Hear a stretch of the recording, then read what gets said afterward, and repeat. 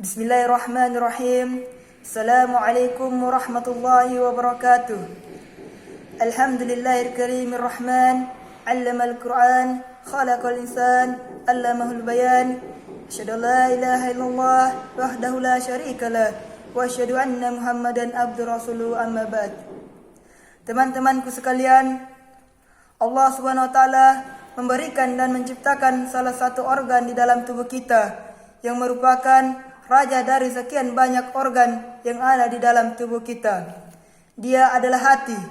Hati ibarat raja dan anggota yang lain merupakan tentara yang akan mengikuti segala yang diperintahkan oleh rajanya. Seringkali kita menemukan sebuah kondisi dan keadaan di mana kita mengalami sebuah kehampaan, kekosongan batin, kekeringan spiritual, perasaan gundah gulana tanpa sebab tertentu. Salah satu yang perlu kita amati dan kita renungkan adalah boleh jadi bahwa penyebab utama muncul dan timbulnya segala yang berkecamuk di dalam hati kita tiada lain berangkat dari kekosongan hati dan kehampaan hati.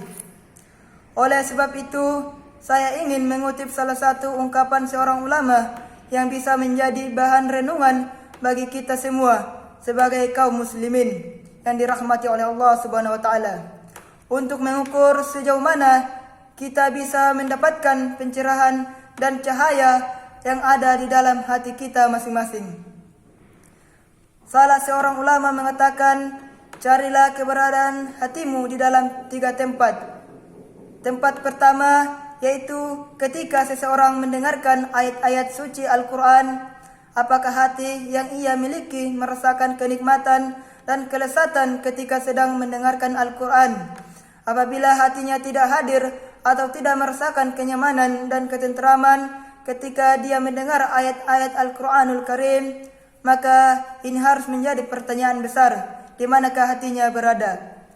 Kemudian yang kedua adalah yaitu ketika seseorang berada di sebuah komunitas, di sebuah perkumpulan yang di situ dibacakan zikir ataupun segala amalan-amalan yang dapat mengingatkan kepada Allah Subhanahu wa taala.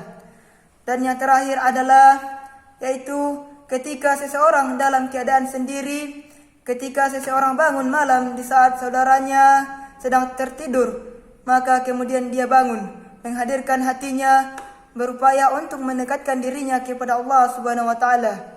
Maka 3 hal ini adalah sebuah tolak ukur di mana setiap orang dituntut untuk mencari keberadaan hatinya di 3 tempat ini.